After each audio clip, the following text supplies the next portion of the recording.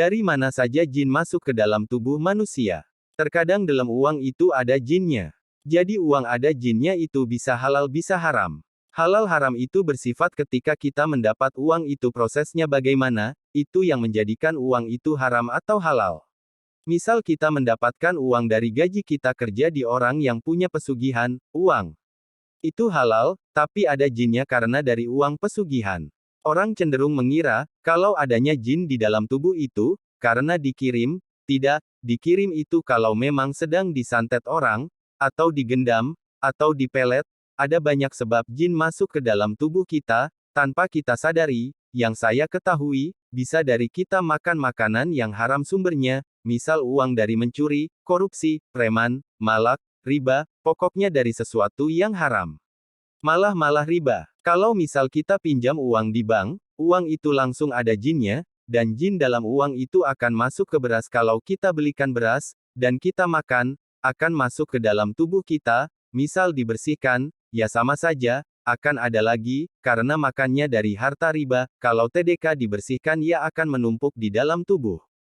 Dari makan makanan di warung yang ada penglarisnya, jadi karena beli makanan di warung, sedang ada penglarisnya, misal soto, mie, bakso, kalau pakai penglaris, satu pentol bakso itu kalau penglarisnya kuat, bisa sampai miliaran jin. Itu kita telan, apa gak langsung penuh di dalam perut, juga beli apa saja ke toko yang menggunakan rajah, penglaris yang berupa tulisan rajah, wifik, itu semua benda di warung itu akan ada jinnya, walau itu sayuran, makan misal buah, misal pakai penyubur atau agar tidak diganggu hama, tapi berupa benda rajah, minyak isian, otomatis di dalam buah itu akan ada jinnya dari awal mula di pohon. Menelan gotri pelor yang diisi agar sakti, pengisian ilmu, agar kebal maksud, mempelajari tenaga dalam, pernapasan yoga, reiki, kundalini, ilmu hikmah dan kesaktian.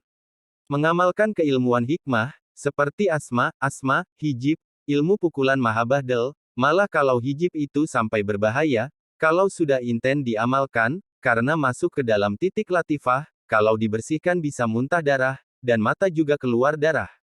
Suka mengambil benda-benda bertuah, atau menyimpannya, misal keris, batu aji, pusaka-pusaka, melakukan amaliyah tanpa tuntunan yang benar. Meminum air ruqyah, yang dibacakan Al-Quran, karena air itu diniatkan untuk penyembuh, maka yang masuk di air yang dibacakan Al-Quran itu adalah jin, iblis, sebab orang yang membacakan tidak ada keikhlasan di hatinya, tidak mengingat Allah.